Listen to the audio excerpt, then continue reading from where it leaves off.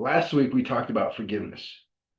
You did the work to see how people that once hurt you gave you a gift of learning how to forgive. Now, that may have been hard work, and I'm confident the more you did it, the more of a shift occurred inside of you. Now you live with less tension and a little more relaxation in times of stress. And you may have noticed you were breathing deeper without trying. Now, I mentioned 2 weeks ago that there's three options for creating a healthy and empowering perspective towards the experiences that wounded you. The first was finding the lessons. This was training your mind to look for the wisdom even in the hardest memories. And the second was forgiveness. This is letting go of the suffering and bringing your nervous system out of fight or flight. And this week, the third and final step is gratitude. But before we dive in, let's ground what we've done. Up until this week, you've been clearing out mental and emotional clutter.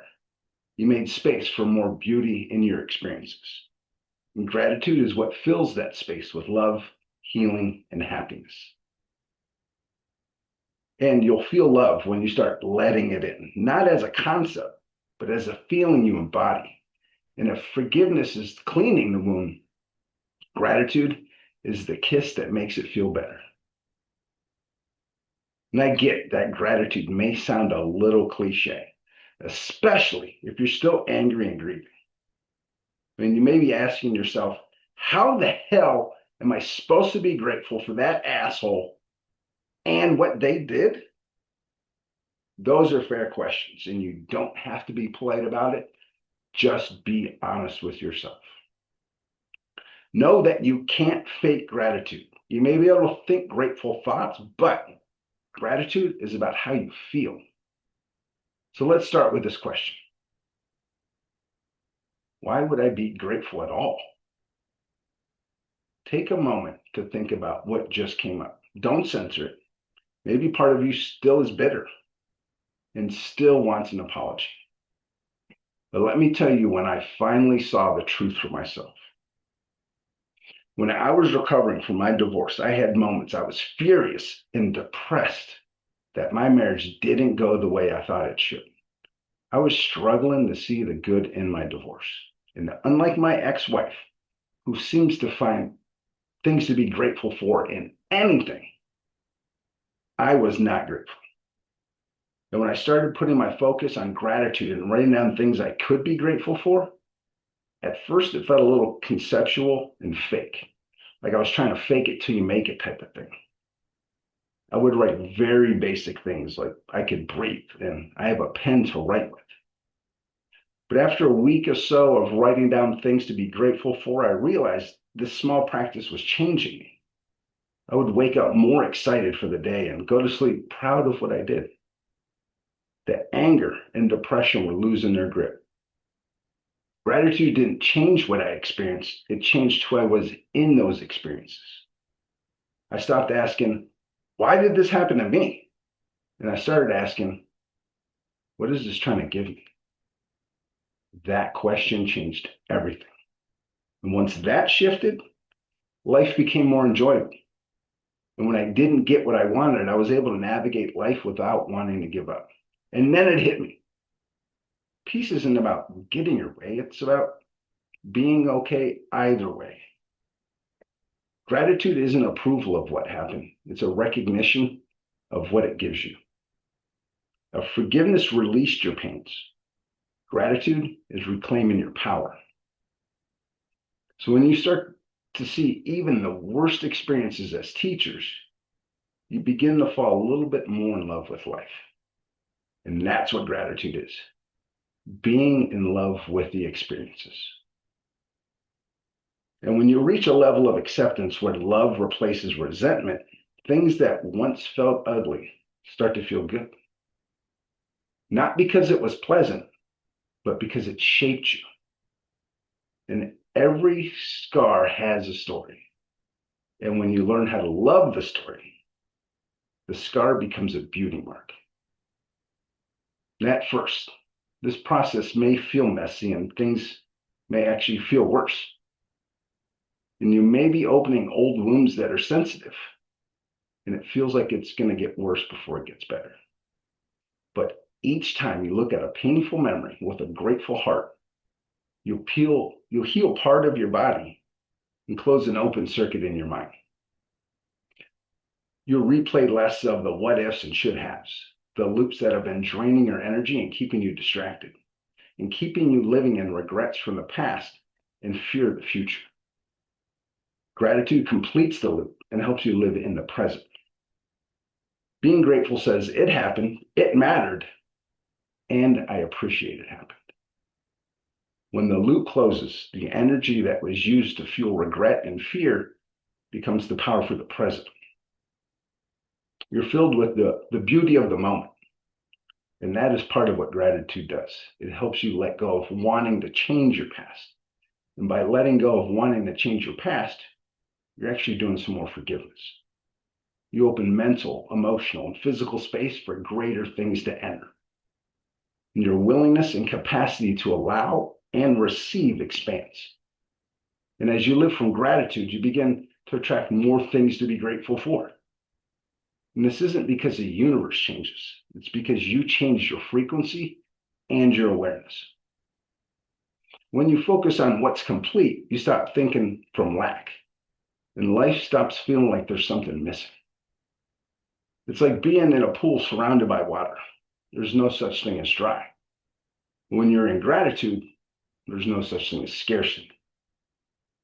Gratitude brings you to the only moment that exists, the eternal now. Because you can't create in the future, creation only happens now. And in the moment you feel grateful, you line up your mind, your body, and yourself. And that alignment is power, it's presence. And it's when healing happens. When you're in a state of gratitude, you align with the infinite. You can call it God, source, spirit, or energy. Gratitude is your way of telling the infinite, I see what you've given me, and I love it. And just like any giver who feels appreciated, the infinite tends to keep giving. And the longer you stay in that frequency, the more your life improves. Because gratitude is healing energy. It directs attention towards what's alive and growing. Whatever you give energy to expands. With plants, they bloom when they get enough light, water, and nourishment. Now you've pulled the weeds with lessons and forgiveness. Gratitude is the sunlight and nutrition that makes your garden flourish. You've done so much work to get here. And this is the next part where it becomes real. Take a deep breath and exhale. Let your shoulders drop, unclench your jaw, and let your breath remind you that you are safe. Think about one experience that haunts you and find one small thing within it to be grateful for. Maybe it showed you you're strong, and maybe it's revealed to you who truly cared about you. And maybe it's forced you to change your course and find a better path. Practice being grateful for that experience. Now, you don't have to feel joy about this experience, but see if you can find some peace in it. This week's work is to polish what forgiveness cleaned, to practice gratitude until you become it, not just the thoughts, but an embodiment. Because when you can be grateful, you stop fearing and focusing on lack. Gratitude isn't just about healing, it's also about creation. Because when you're grateful, you stop fighting life and start collaborating and creating with it. You pulled the weeds and you've watered the roots. Now it's time to watch your life bloom. And as it grows, remember, the same power that made you capable of giving has also made you worthy and deserving of receiving. So receive it. Let gratitude be the proof that you are healing enough to enjoy life again. This week's work has two parts. The first is to do exactly what I did. Now, there's no more important moments in your day than the moment you wake up and when you fall asleep. Because who you're being when you wake up sets the tone and the trajectory for your day. So if you wake up, grab your phone and start doing destructive things like looking at social media and checking the news, are you ever inspired to get out of bed? Probably not. But if you wake up and think uplifting thoughts about your day and what's possible, how long do you want to stay in bed? Probably not very long. But when you're going to bed and you think about how things went wrong, what someone did or said to piss you off, or what you did not accomplish, how bad do you want to go to sleep? And when do you want to wake up?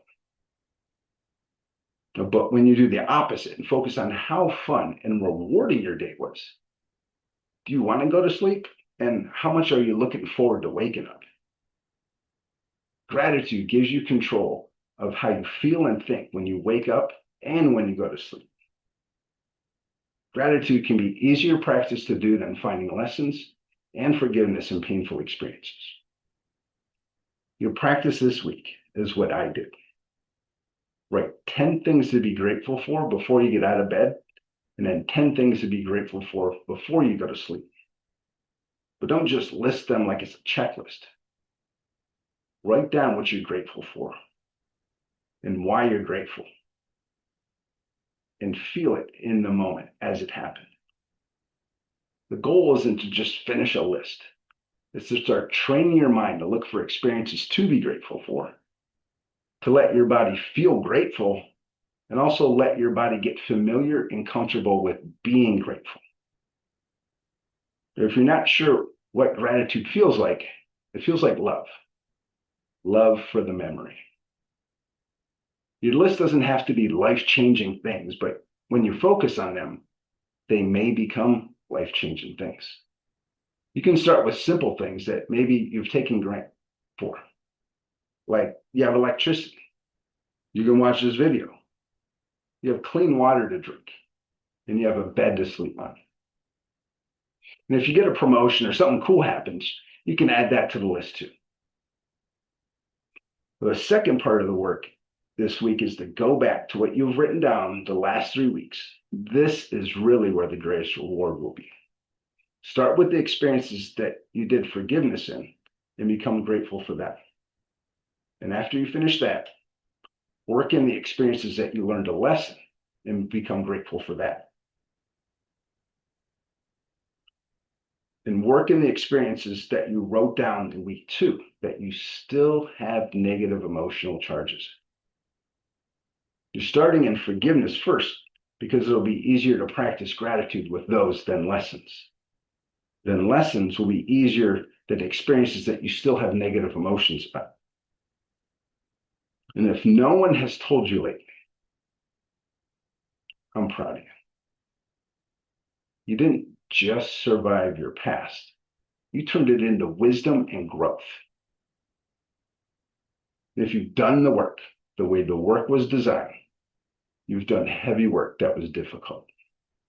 You've come a long way, and you've rewritten and gained from stories that had control over you. So congratulations for sticking with it, doing what needs to be done to keep healing your heart.